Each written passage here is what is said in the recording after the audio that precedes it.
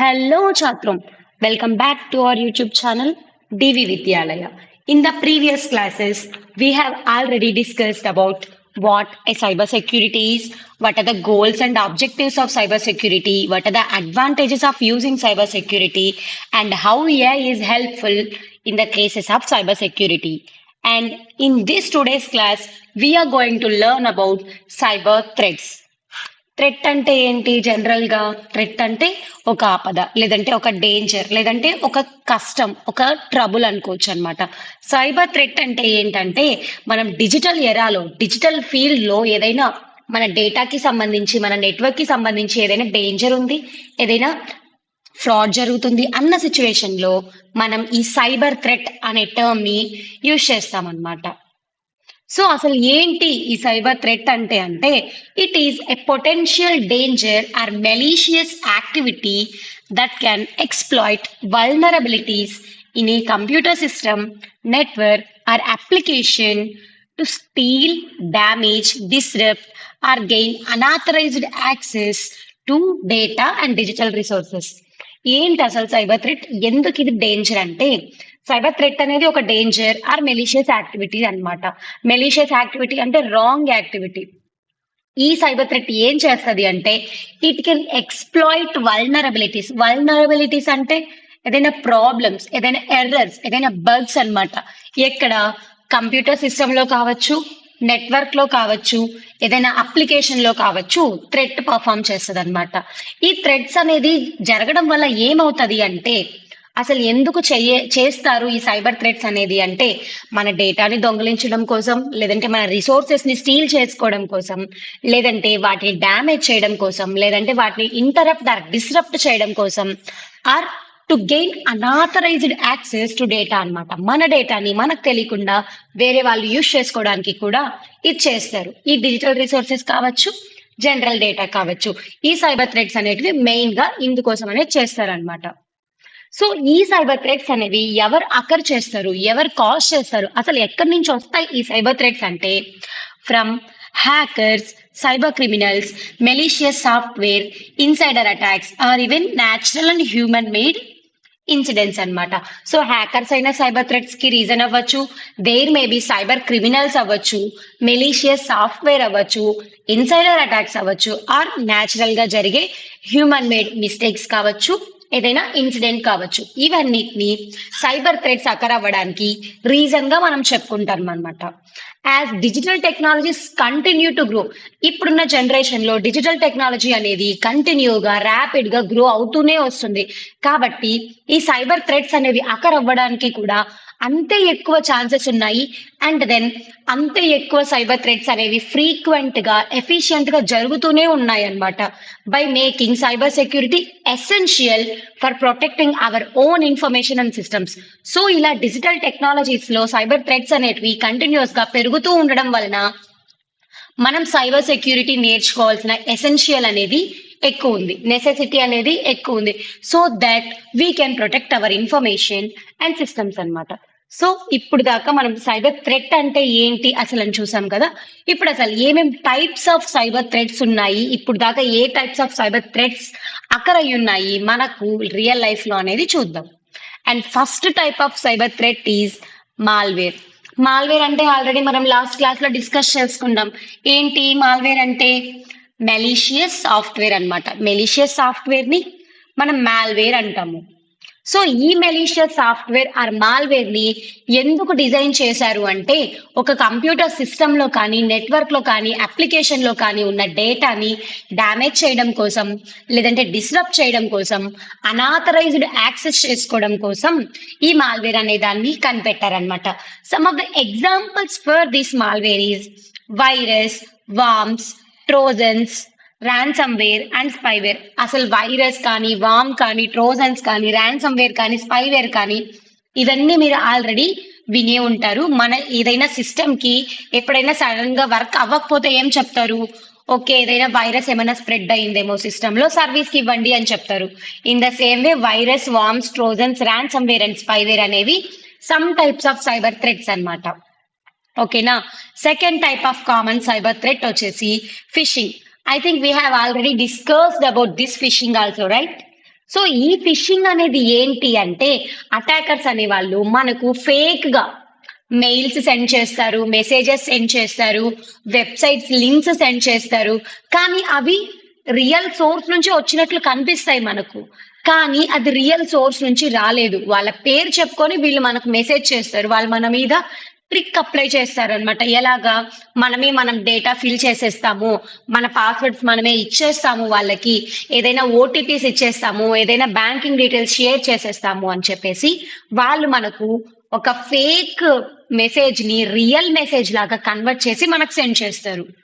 So that we can be tricked by them. And next type of cyber threat వచ్చేసి ransomware. ఈ ransomware అనేది ఒక type of file అన్నమాట, ఒక type of malware అన్నమాట. ఈ మాల్వేర్ అనేది మన సిస్టమ్ లో ఇన్స్టాల్ కావడం వల్ల ఏం చేస్తారు అంటే మన డేటా మొత్తం హ్యాకర్స్ కంట్రోల్లోకి వెళ్ళిపోతుంది. మన డేటాని మనం యూజ్ చేసుకోవాలి, మన అప్లికేషన్ మనం యూజ్ చేసుకోవాలి అన్నా కూడా మనం వాళ్ళకు డబ్బులు పే చేస్తేనే మీ రిసోర్సెస్ ని రిలీజ్ చేస్తాము అని చెప్పేసి బ్లాక్ మెయిల్ చేస్తారనమాట. దీనికి రియల్ లైఫ్ ఎగ్జాంపుల్ ఒక డిస్కస్ చేసుకుందామా ఇప్పుడు? ఫర్ ఎగ్జాంపుల్ ఇది ఎగ్జాంపుల్ ఏనమ్మా, ఇది రియల్ కాదు. నేనే ఒక చిన్న అమ్మాయిని కిడ్నాప్ చేసేస్తాను, ఒక 6 years గర్ల్ ని కిడ్నాప్ చేసేస్తాను. నేను వాళ్ళ పేరెంట్స్ కి కాల్ చేసేసి మీ పాప మీకు కావాలంటే నాకు సో అమౌంట్ పే చేయండి అని అడుగుతాను, which is a type of blackmail అనమాట. In the same way ransomware లో కూడా అలాగే జరుగుతుంది. మన డేటాని హ్యాక్ చేసేసుకొని మన డేటా మనకు కావాలంటేనే మనమే డబ్బులు పే చేసేలాగా జరుగుతుంది అనమాట ఈ ర్యాన్సమ్ వేర్ లో కూడా. And then next type of cyber threat వచ్చేసి డినైల్ ఆఫ్ సర్వీస్ అటాక్. అసలు ఏంటి డినైల్ ఆఫ్ సర్వీస్ అంటే? సర్వీస్ అంటే ఏంటి? ఏదైనా రిసోర్సెస్ ఆర్ ఏదైనా వెబ్సైట్, ఏదైనా ఫైల్ ని మనం యూజ్ చేసుకోవడం. సో ఈ సర్వీస్ ని పూర్తిగా డినైల్ అంటే ఆపేయడం అనమాట, కంప్లీట్ గా. సో ఈ సర్వీసెస్ అన్నిటిని కంప్లీట్ గా ఆపేయడం కూడా ఏ టైప్ ఆఫ్ అటాక్ అనమాట. ఈ డిఓఎస్ అటాక్ అంటే ఏంటి అంటే, ఇప్పుడు మనం నార్మల్ గా ఏం చేస్తాము, గూగుల్లో లేదంటే యూట్యూబ్ లో లేదంటే ఇన్స్టాగ్రామ్ లో సెర్చ్ చేస్తామా? ఫర్ ఎగ్జాంపుల్ నేనే ఉన్నాను, AI in cyber security full course అని చెప్పేసి సెర్చ్ చేస్తాను. కంటిన్యూస్ గా మనం సెర్చ్ చేస్తూనే ఉంటే ఏమవుతుంది, ఆ సర్వీసెస్ అనేది మనకు వస్తాయి. ఓకే, ఇది ఓపెన్ అవ్వలేదు అని చెప్పేసి వేరే ప్రొఫైల్ ఓపెన్ చేస్తాం, ఇది ఓపెన్ అవ్వట్లేదు అని చెప్పేసి ఇంకో ప్రొఫైల్లో వీడియో ఓపెన్ చేస్తాం. ఇలా కంటిన్యూస్ గా మనం ఒకటే అప్లికేషన్ లో ఇలా మార్చుకుంటూ మనం రిక్వెస్ట్ పెడుతుంటే, వెబ్సైట్ లో కావచ్చు, సిస్టమ్ లో కావచ్చు, నెట్వర్క్ లో కావచ్చు, ఇప్పుడు ఒకేసారి ఎక్కువ రిక్వెస్ట్లు మనమే కంటిన్యూస్ గా పెడుతున్నామంటే ఏమవుతుంది, మేబీ ఏదైనా రోబోట్ కంటిన్యూస్ గా పెడుతూ వస్తుందేమో రిక్వెస్ట్ అని చెప్పేసి మనకు కొంచెం సేపు ఆ అప్లికేషన్ ని పర్మిషన్ ఇవ్వడం ఆపేస్తారనమాట. ఫర్ ఎగ్జాంపుల్ ఇప్పుడు మనం కూడా సేమ్ సైట్ ని పదే యూజ్ చేస్తూ ఉన్నాం అనుకోండి, 404 ఎర్రర్ అని వస్తుంది, పేజ్ నాట్ ఫౌండ్ అని చెప్పి. This is a type of denial of service attack అని మనం చెప్పుకోవచ్చు. ఇన్ ద సేమ్ వే ఈ denial of service DOS attack లోని distributed denial of service attack అని చెప్పేసి ఇంకోటి ఉందమ్మా.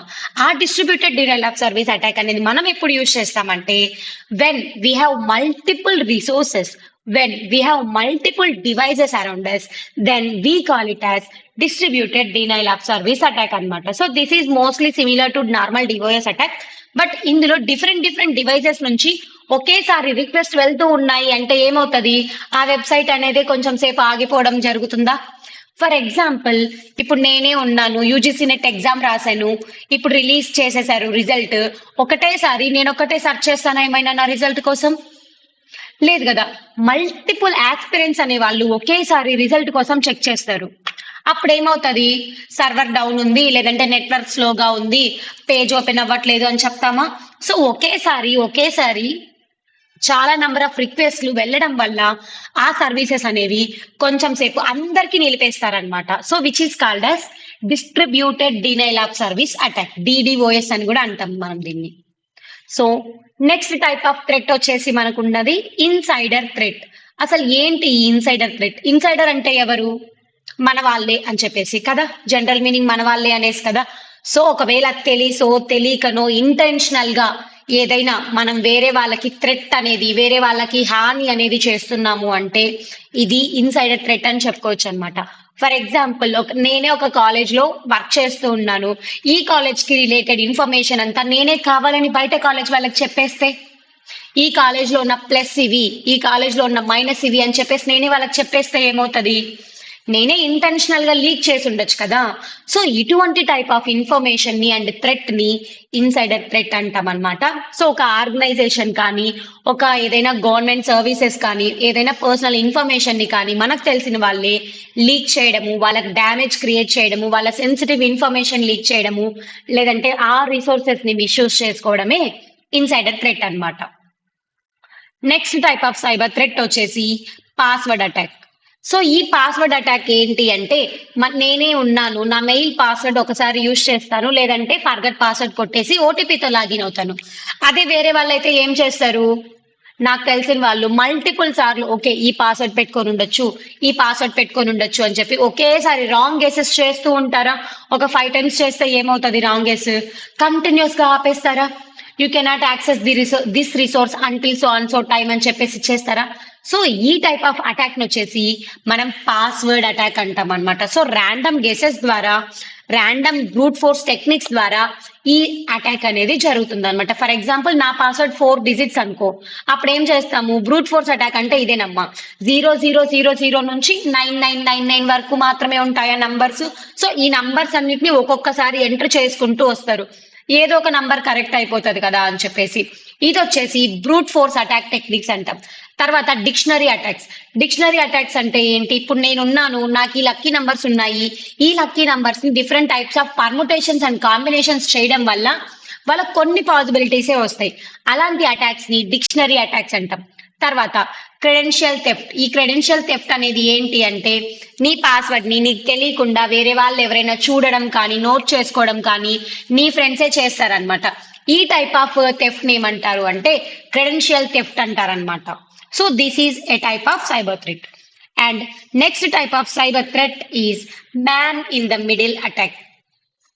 మా కంప్యూటర్ సైన్స్ లో అలైస్, బాబ్, జాన్ తెలియని వాళ్ళే ఉండరు నాకు తెలిసినంత వరకు. ఎందుకంటే వీళ్ళు ద థీవ్స్ అన్నమాట మన కంప్యూటర్ సైన్స్ కి. ఎందుకని చెప్పనా, సో 2 persons ఉంటారు, అలైస్, బాబు, మధ్యలో ఒక పర్సన్ ఉంటారు. ఆ పర్సన్ ఏం చేస్తారు, అలైస్ బాబు కన్వర్జేషన్ ని దొంగగా వినేస్తాడు అనమాట. ఎలా వినేస్తాడు, నేను ఫర్ ఎగ్జాంపుల్ ఇక్కడ 2 users తీసుకుందాం. ఆ 2 users ఎవరు, మీ అండ్ యూ. అవునమ్మా మీరే, నేను మీరు, 2 users తీసుకుందాం. థర్డ్ పర్సన్ పేరు ఎక్స్ అనుకుందాం మనం, ఓకేనా. ఎక్స్ అనే పర్సన్ ఏం చేస్తారు, నువ్వు నేను మధ్య ఏమైతే కన్వర్జేషన్ చేసుకుంటామో, నువ్వు నేను ఏదైతే చాట్ చేసుకుంటామో ఆ చాట్ మొత్తం ని తను అబ్జర్వ్ చేస్తూ ఉంటారు. అబ్జర్వ్ చేసి ఏమైనా గమ్ముకుంటారా, నేను నీకు హాయ్ అని పెట్టేస్తే మెసేజ్, ఆ మెసేజ్ ని ఒక నెట్వర్క్ ద్వారా సెండ్ చేస్తాం మనం. ఆ నెట్వర్క్ లో ఈ ఎక్స్ అనే పర్సన్ ఇన్వాల్వ్ అయిపోయి నా దగ్గర నుంచి వచ్చే మెసేజెస్ అన్నిటిని మన డివైస్ ని హ్యాక్ చేసుకొని తన దగ్గరికి వెళ్ళేలాగా చేసుకుంటారు. ఆ ఎక్స్ అనే పర్సన్ ఏం చేస్తారు, ఎయిదర్ మెసేజ్ నీకు సెండ్ చేయకుండా అన్నా పూర్తిగా ఆపేస్తారు, లేదంటే నేను పెట్టిన మెసేజ్ ని రాంగ్ గా అయినా మీకు పంపించేస్తారు. నీకు నాకు మధ్యలో ఉన్న బాండ్ బ్రేక్ అవుతుంది, నీకు నాకు గొడవలు జరుగుతాయి, ఇన్ఫర్మేషన్ అనేది రాంగ్ గా మిస్కమ్యూనికేట్ కూడా అయిపోతుంది అనమాట. సో 2 parties మధ్యలో ఒక థర్డ్ పర్సన్ ఇన్వాల్వ్ అవ్వడమే man in the middle attack అనమాట. This is also a common type of cyber threat. తర్వాత నెక్స్ట్ టైప్ ఆఫ్ థ్రెట్ వచ్చేసి ఎస్క్యూఎల్ ఇంజెక్షన్. ఎస్క్యూఎల్ అంటే మీకు అందరికీ తెలిసే ఉంటది, డేటాబేస్ మేనేజ్మెంట్ సిస్టమ్ లో రిలేషనల్ గా డేటా ఉన్న దాన్ని మనం స్టోర్ చేసుకోవడానికి మనం యూజ్ చేసే క్వెరీ లాంగ్వేజే స్ట్రక్చర్డ్ క్వెరీ లాంగ్వేజ్ అనమాట. ఈ స్ట్రక్చర్డ్ క్వెరీ లాంగ్వేజ్ లో కొన్ని టైప్ ఆఫ్ కమాండ్స్ అన్నిటివి ఆల్రెడీ ఇచ్చేస్తారు. ఆ కమాండ్స్ అన్ని ఎలా ఉంటాయి అన్నమాట, ఎలా ఉంటాయి, మెలీషియస్ ఎస్క్యూఎల్ క్వెరీస్ అయి ఉంటాయి. మెలీషియస్ అంటే రాంగ్ క్వెరీస్, లేదంటే డిఫెక్ట్ ప్రొడ్యూస్ చేసే క్వెరీస్ అని చెప్పుకోవచ్చా మనము. సో ఇటువంటి క్వెరీస్ అనేది మనం చేయడం వల్ల ఏమవుతుంది అంటే, మనం ఒక డేటా అడిగితే ఇంకొక డేటా ఇస్తుంది డేటాబేస్ లో అవుట్పుట్, అవునా. ఈ మెలీషియస్ ఎస్క్యూఎల్ క్వెరీస్ అనేటివి డేటాబేస్ లో ఉన్న ఫైల్స్ ని కానీ, డేటాని కానీ స్టోర్ చేసుకోవడానికి, యాక్సెస్ చేసుకోవడానికి, మాడిఫై చేయడానికి, డిలీట్ చేయడానికి యూజ్ చేస్తాం అనమాట. సో ఈ ఎస్క్యూఎల్ ఇంజెక్షన్ అనేది కూడా one of the type of cyber threat. So next type of threat వచ్చేసి 0 day అటాక్. 0 day అటాక్ అంటే సో ఒక జీరో డే అటాక్ అంటే ఏంటి అంటే, ఒకటి ఏదైనా సాఫ్ట్వేర్ వల్నరబిలిటీ వచ్చింది అనుకోండి, ఒక డెవలపర్ ఏం చేస్తారు, దాన్ని ఎలా సాల్వ్ చేయాలి, ఎలా రెక్టిఫై చేయాలి, ఆ ఎర్రర్ ని బగ్ ని ఎలా ఫిక్స్ చేయాలి అని చెప్పేసి చేస్తారనమాట.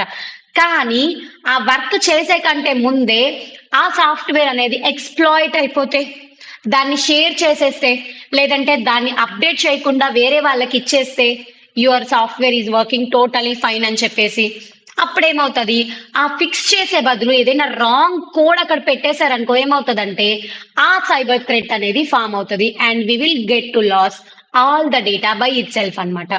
This is what a zero day attack is. So ఇవన్నీ మనం డిస్కస్ చేసాం కదా, ఇవన్నీ common types of cyber threats అనమాట. We will discuss them once more. First one is malware, second one is phishing, third one is ransomware, fourth one is denial of service attack, fifth one is distributed denial of service attack, sixth one is insider threat, seventh one is password attack, eighth one is man in the middle attack, ninth one is SQL injection, 10th one is zero day attack. ఇవన్నీ మనకు common types of cyber threats అనమాట.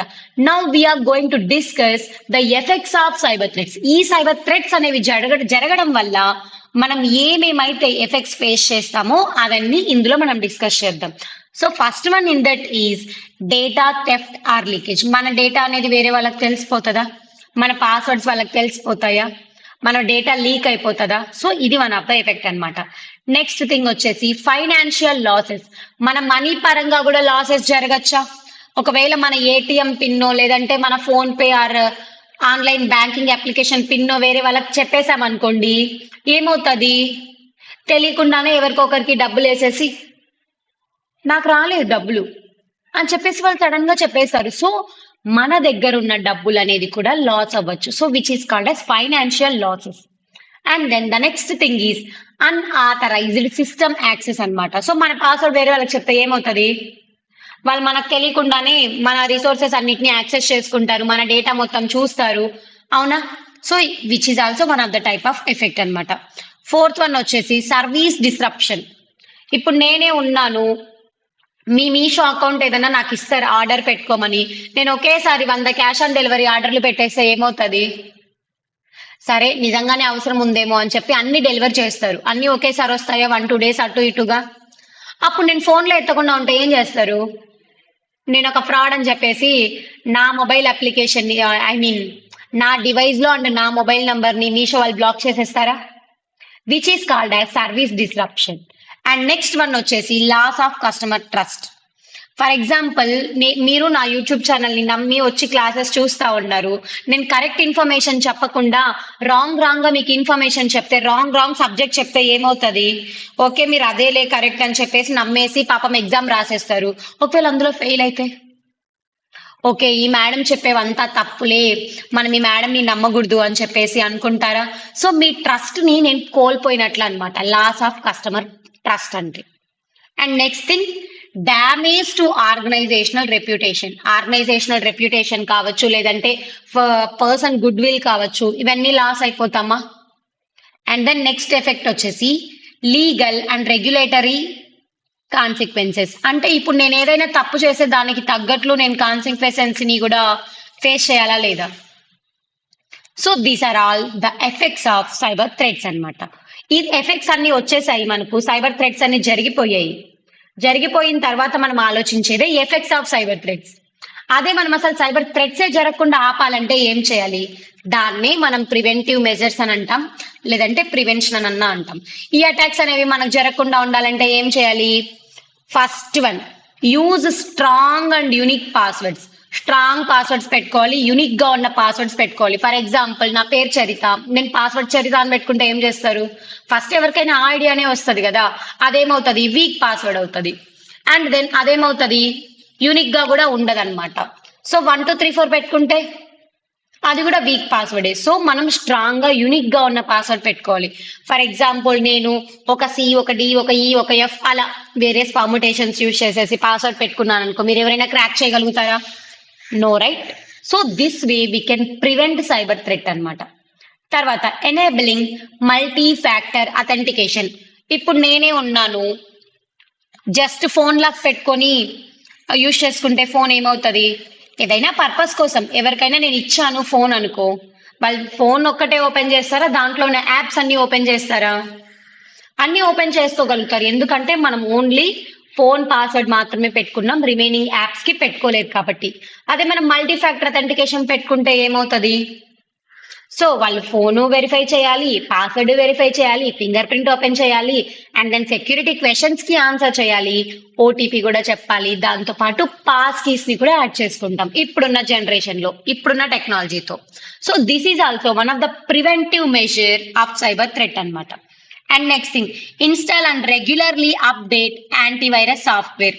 మన device లో virus అనేది spread అవ్వకుండా ఉండాలి అంటే antivirus అనేది మనం యూజ్ చేసుకుంటూ ఉండాలి, అప్డేట్ చేసుకుంటూ ఉండాలి. దాన్ని ఇన్స్టాల్ చేసుకొని అప్పుడప్పుడు ఏదైనా వైరస్లు ఉన్నాయా అని చెప్పేసి వైరస్ స్కాన్ అని చెప్పి చేసుకుంటూ ఉండాలి.